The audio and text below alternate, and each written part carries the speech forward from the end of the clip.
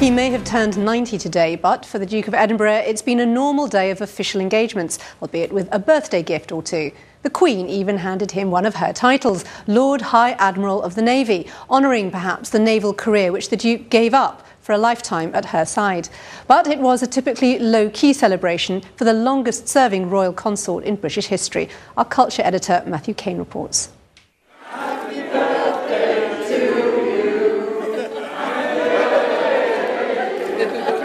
Although he said he's going to be winding down public duties soon, for today at least it was business as usual. On his 90th birthday, Prince Philip attended an event to celebrate the 100th anniversary of one of his charities, the Royal National Institute for Deaf People. What I just want to do is to welcome you all here on this 100th birthday party. 100th, you notice, not 90. On this occasion, Prince Philip is without the Queen, although it's his marriage to the monarch which has very much defined him in the public eye.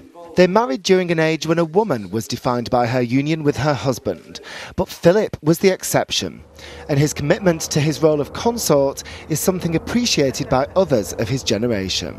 I can find it very difficult to think of anyone who could do such a job comparable to the way he has discharged his own duty, having walked in the shadow of Her Majesty for so many years.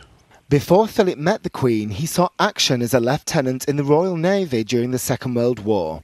But for many, his war record and his role as consort have been overshadowed by those famous gaffes. There was the visit to China in 1986, where he mentioned slitty eyes, the trip to the electronics firm when he asked whether the wiring had been put in by Indians, and the time in Australia when he asked if Aborigines still threw spears at each other. He isn't one of those people who takes the words out of his mouth, has a good look at them, puts them back in and utters them in revised form. He doesn't do that. He speaks first and examines his words afterwards. Although his gaffes have occasionally given us glimpses into the strong character behind the dutiful exterior, on the whole, Prince Philip has been so good at concealing his true self that people have often been tempted to fill in the gaps for themselves.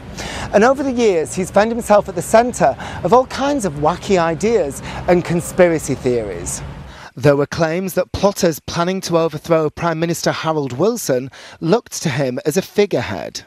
David Icke accused him of being part of a group of reptilian humanoids who secretly run the world, and Mohammed Al Fayed claimed he was responsible for the death of Princess Diana.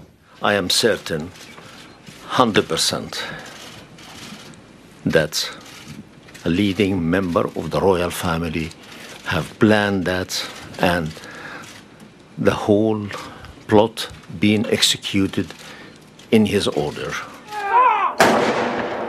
Honoured today for his birthday, after more than 60 years of public service, there's still very little that's known about the man behind the royal role.